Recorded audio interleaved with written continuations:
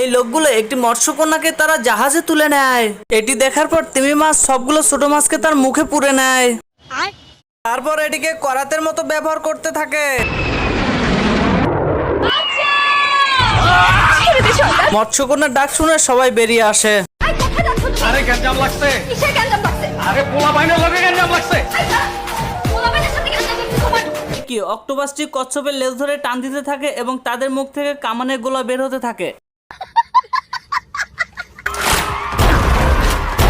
Helicopter মাছগুলো একের পর এক কাঁকড়া ফেলতে শুরু করেছে জাহাজে।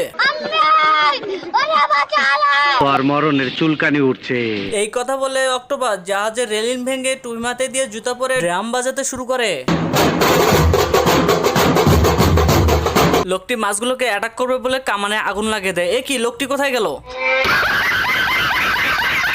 অপরদিকে ফায়ার সার্ভিস মাছগুলো জাহাজে আগুন নেভাতে শুরু করে। ये सब क्या देखना पड़ रहा है? অক্টোপাসের হাত থেকে বাঁচার জন্য তারা জাহাজের ছাদে ওঠে। কি জাহাজের ছাদ ভেঙে তারা পানিতেই পড়ে যায়। একদিকে জেলেরা মৎস্যকন্যার বাবাকে বেঁধে রেখেছে, অন্যদিকে পানিতে থাকা লোকগুলোকে ইলেকট্রিক মাছ শক দিচ্ছে। অপরদিকে অক্টোপাসটি কামানগুলা একটি মাছের মুখের ভিতরে নিয়ে সে হেলিকপ্টার হয়ে উড়ে যায়। ये सब क्या देखना पड़ रहा है? তারপর সে অক্টোপাসটি জাহাজটির উপর হামলা করে। কি হামলাতে সবগুলো লোক মারা গেল, কিন্তু এই লোকটি এইভাবে অজ্ঞান হয়ে গেল। অপরদিকে আগুন নেভানোর কাজ অনবরত চলতেই আছে।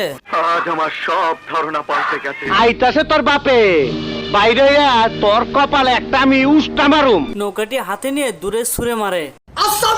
হাতে থাকা লাঠি দিয়ে পানিতে ঘূর্ণি তুলে অবশেষে সে নৌকাটি নিয়ে পানির নিচে তলিয়ে যায়। এত কিছু পর অবশেষে মৎস্যকন্যা ছাড়া পায়।